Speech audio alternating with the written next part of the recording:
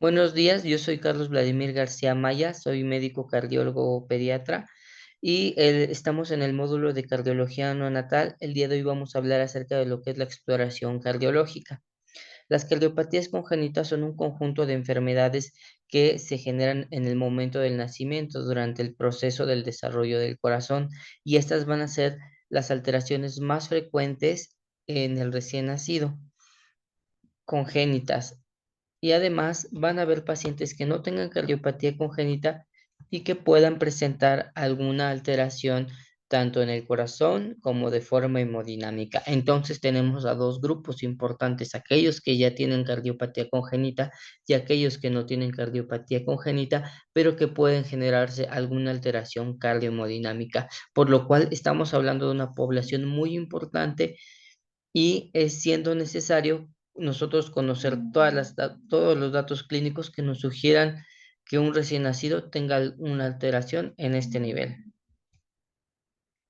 Por lo que, pues debemos recordar los datos clínicos que pueden hacernos sospechar de algún tipo de afección o problema cardiovascular para reconocer a estos pacientes en riesgo. Y para eso nosotros tenemos la exploración clínica. Y a partir de esto nos vamos a abocar tanto a los antecedentes como a posteriormente lo que veremos los paraclínicos. En la exploración clínica lo vamos a dividir como en todas las exploraciones, pero siempre enfocados en el origen cardiológico, en inspección, palpación, auscultación y percusión. Pero recordemos que los signos vitales también van a ser de amplia importancia en estos pacientes. Revisar cuánto tiene de saturación, qué tensión arterial tiene, qué frecuencia arterial tiene, porque estos nos van a ayudar a dirigir también nuestra exploración y nuestros interrogatorios. Recordando también que hay ciertas malformaciones asociadas a cardiopatías, es decir, que nosotros a la exploración de un recién nacido podemos ver alteraciones que nos hagan sospechar de algún tipo de cardiopatía. Eso lo veremos en otro módulo, que son malformaciones congénitas asociadas a cardiopatías, pero siempre hay que tenerlo en cuenta. Aquí ponemos una tabla acerca de las tensiones arteriales. Recordemos que se tienen que percentilar tanto por semanas de gestación como por días de vida. Dejo la tablita para que la revisen con calma y para que tengan una base. Con respecto a la inspección, nosotros vamos a ver que existen ciertos rubros que nos van a ayudar a valorar, que es la coloración, la hidratación, la forma del tórax, los movimientos respiratorios y la ingurgitación. No todos los pacientes cardiópatas van a ser cianógenos y eso es importante, pero si se presenta cianosis es un dato importante a pensar. La hidratación, esto es importante tanto en pacientes cardiópatas como no cardiópatas. ¿Por qué? Porque en esta ocasión pues vamos a ver si tiene datos de deshidratación o datos de sobrecarga.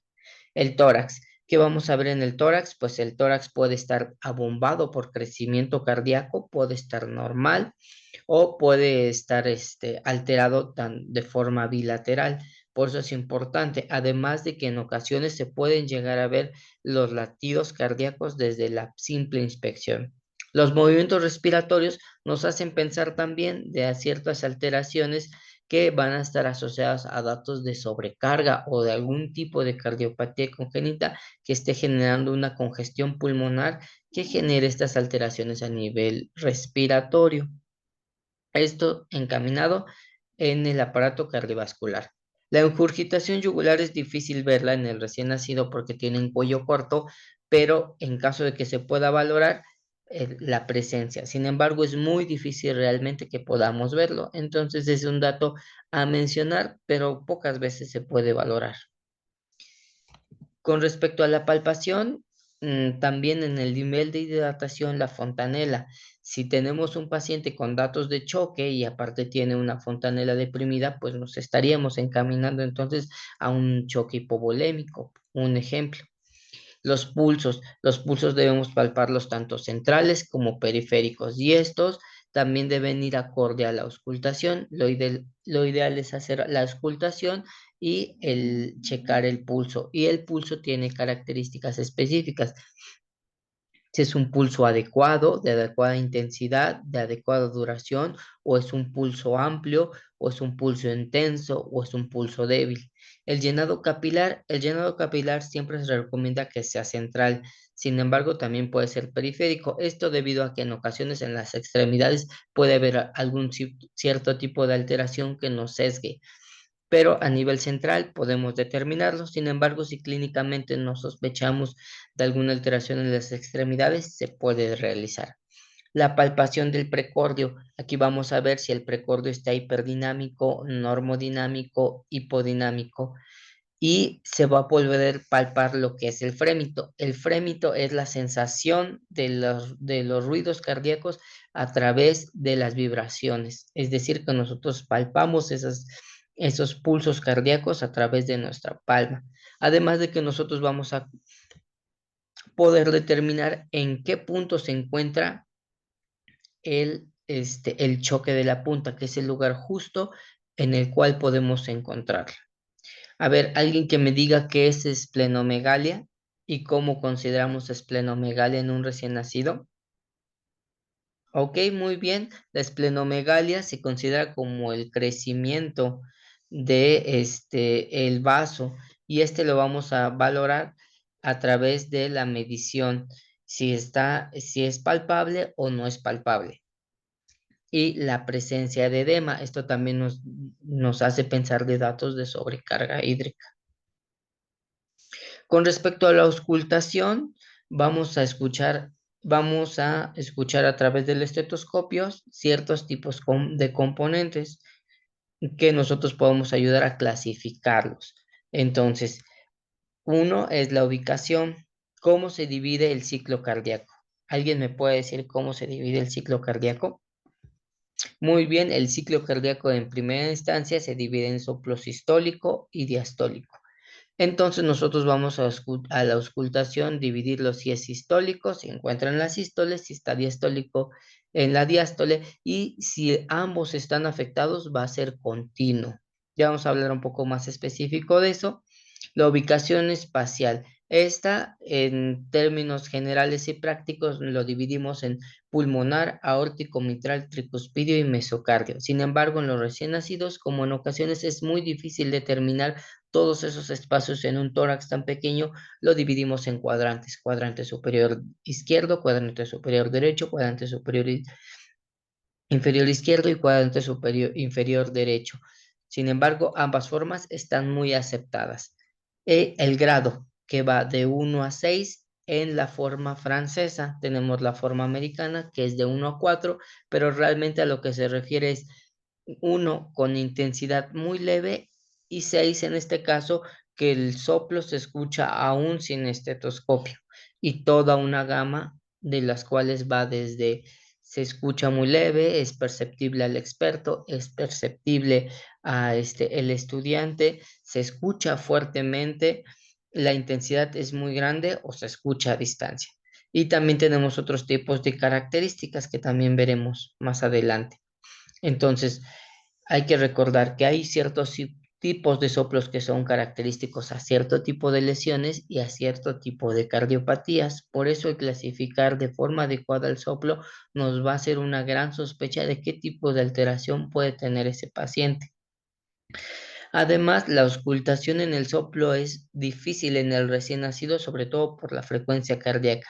Si pensamos que un niño recién nacido tiene una frecuencia cardíaca de 150 latidos por minuto, esto lo debemos dividir entre los 60 segundos. Esto nos va a dar aproximadamente 0,4 segundos. Y si dividimos ese ciclo en dos, que es la sístole y la diástole, estamos pensando que necesitamos 2 milisegundos para poder determinar si existe o no soplo. Entonces realmente es difícil. Sin embargo, cuando el soplo es tan intenso, podemos nosotros también diferenciarlo. Además de que recordemos que en el proceso de transición y en el diferencial de presiones, muchos de nuestros pacientes no van a presentar soplo en el momento del nacimiento. Eso también es muy importante de mencionar. Con respecto a la ubicación del soplo, ya lo comentamos, si es soplo sistólico, diastólico o continuo.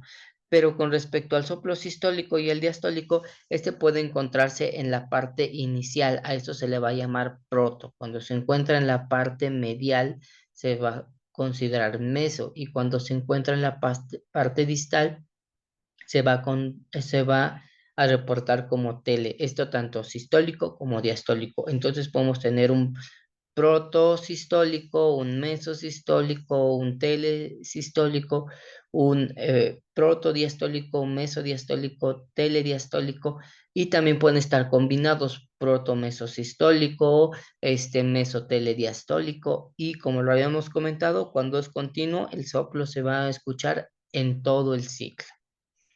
Además, vamos a tener ciertos tipos de características, ya vamos a ver posteriormente esto.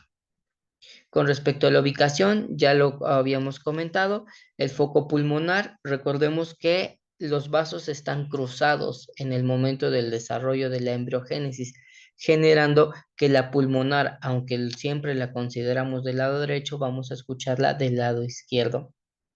Y la aorta, al considerarla izquierda en formas generales, pero al tener un encruzamiento lo vamos a escuchar del lado derecho. Y el mitral, que generalmente se encuentra por debajo de la apófisis xifoides, el accesorio, y el mitral, que generalmente se va a encontrar en el quinto espacio intercostal, línea media paraesternal. Recordemos que estos también por crecimiento y cardiomegalia pueden cambiar un poco. ¿Es importante escuchar todos? Sí, porque hay soplos que solo se escuchan en un sitio. Entonces, si nosotros no escuchamos en todos los sitios, puede que un soplo se nos esté fugando. El grado que ya habíamos comentado, y bueno, este tipo de soplos, como lo habíamos comentado, pueden ser sistólicos, diastólicos, y cuando se encuentran asociados a los focos, ya sea al mitral, al pulmonar, al tricuspidio, podemos considerarlos como insuficiencias o como estenosis. Entonces, los soplos que son sistólicos y se encuentran en los puntos de las sigmoideas, es decir, la aórtica y la pulmonar, pues los consideramos como estenosis. Y cuando se encuentran en la fase diastólica, pueden considerarse como insuficiencias cuando se encuentran en la mitral y la tricuspidia. Así de forma inversa con respecto a lo diastólico. Si escuchamos un soplo diastólico con una estenosis en el foco mitral, y en el foco tricuspidio, e inversamente la insuficiencia en la aorta y la pulmonar. Es importante también mencionar que esto nos hace sospechar de cierto tipo de alteraciones, aunque en términos generales el soplo diastólico siempre se considera patológico. Hay pequeñas excepciones, pero cada que escuchen ustedes un soplo diastólico, considérenlo patológico. Y bueno, hay otro tipo de características. Estas características van a ser el tipo de sonido. ¿Han escuchado del soplo inocente? ¿Qué saben del soplo inocente? ¿Alguien me puede decir qué es el soplo inocente? Efectivamente, el soplo inocente es un soplo en el cual no existe un tipo de alteración. Es un soplo audible, pero que no genera una alteración o alguna afección cardiológica. Y este sí tiene cierto tipo de características. Se considera que el soplo inocente tiene una característica musical, es decir, que va acorde con los latidos. La intensidad es leve y va a ir con respecto al flujo y al ciclo cardíaco. Sin embargo, un soplo patológico tiene las características de ser áspero, rudo, desacorde con el ciclo cardíaco, que nos hicieran sospechar. Otros, por ejemplo, son el chorro en vapor, que es característico del conducto arterioso. Y hay soplos que son específicos de cardiopatías y ya nos hacen sospechar de algún tipo de alteración CIB, presencia del conducto arterioso. Sin embargo, no todos son específicos, hay algunos que sí lo son. También las características, ya vimos que pueden estar en algún grado en protosistólico, mesosistólico, telesistólico, pero pueden tener características, es decir, que van en aumento, que van en disminución, que se definen como crescendo, cuando va creciendo ese soplo de menos a más, cuando va disminuyendo de más a menos, o cuando están en tipo diamante, es decir, que crecen y después disminuyen. Esa se llama crescendo increscendo o tipo diamante. Y hay otro tipo de agregados o irradiaciones. Los retumbos generalmente se asocian a las válvulas, ya sea la mitral o la tricúspide, y los clics se asocian principalmente a las válvulas sigmoideas, a la pulmonar y a la aorta. Sin embargo, hay muchas otras características y también la irradiación. Este puede estar en un foco localizado, como se los había comentado, o irradiarse a otros focos o estar en todo el precordio. Esto también nos llama de qué tipo de afección pueda tener. Entonces, estas son las bases, ¿no? Ahora vamos a pasar a la exploración de el recién nacido para determinar cómo está. Vamos a hacerlo práctico y después lo van a realizar ustedes. Vamos a tener una lista de cotejo para ver qué es lo que realizaron. Todo va a estar en base a lo que vimos aquí en este momento. No se va a preguntar nada más. Entonces, la lista de cotejo fue diseñada justamente con guías internacionales, pero basadas justamente en lo que vimos ahorita. Entonces procedemos a valorar.